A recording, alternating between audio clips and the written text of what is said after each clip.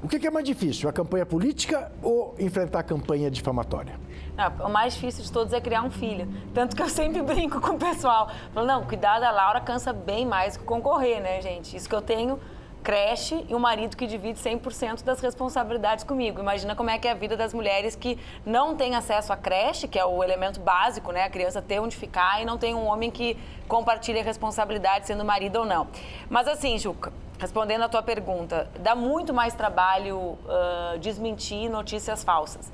Eu me dei conta da gravidade disso em 2015. Eu estava grávida da Laura e eu tenho um enteado também que vive comigo há muitos anos, o Guilherme, e eu fui viajar com meu marido ia trabalhar e eu pedi uma licença que ninguém nunca tinha pedido, que era uma licença não remunerada, que descontava os dias que eu faltava, que eu iria faltar durante um feriadão.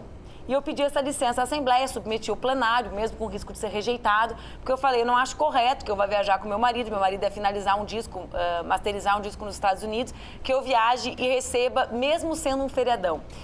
E aí, quando eu voltei, eu descobri que tinham inventado que eu estava em Miami fazendo um enxoval. Porque, claro, eu estava grávida, né? Então, na cabeça deles, eu tinha que estar fazendo enxoval, que eu não fiz, e em Miami, que eu não conheço. Nunca estive em Miami.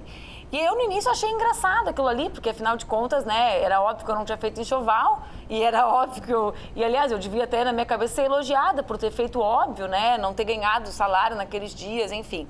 E aí eu me dei conta que a nossa turma começou a discutir o direito de eu fazer compras em Miami.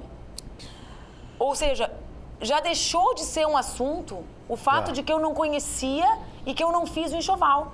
E as pessoas passaram a defender o meu direito, que era um direito meu, claro, óbvio, evidente, de gastar o meu dinheiro onde quer que fosse, com o que quer que fosse.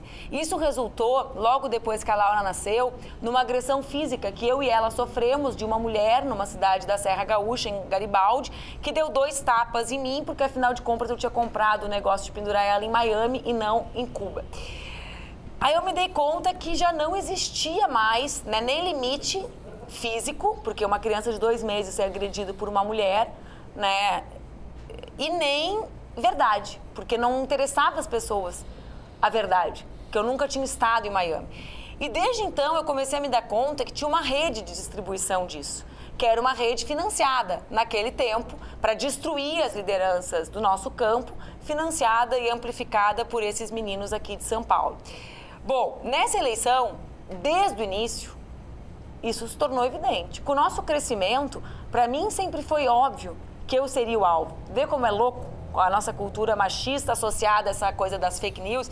No início da campanha eu brincava com o pessoal, nem vou até parar de falar do meu marido, porque vai acabar a campanha ele se achando e o marido número 1 do Brasil, porque marido que cozinha, que vai no supermercado, que cuida da criança, que tá... O que aconteceu? Não.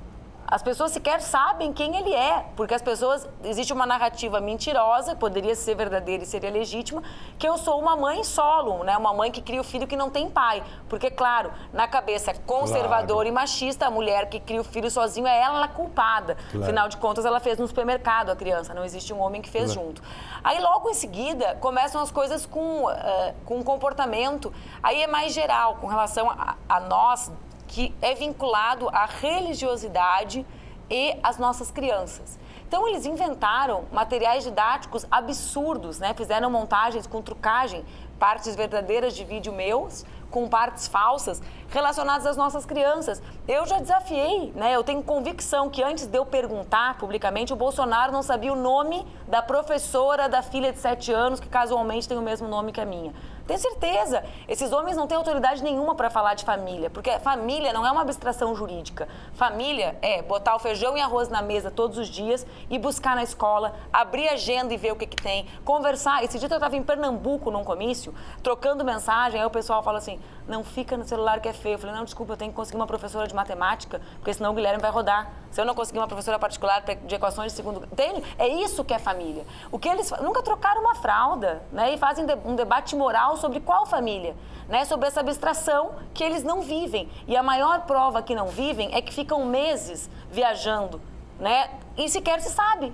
Eu não tenho condições, eu fico 2 dias fora, vou lá e busco. Por quê? Pela responsabilidade física e afetiva que se tem com as crianças ou com os adolescentes, com os cuidados que eles exigem.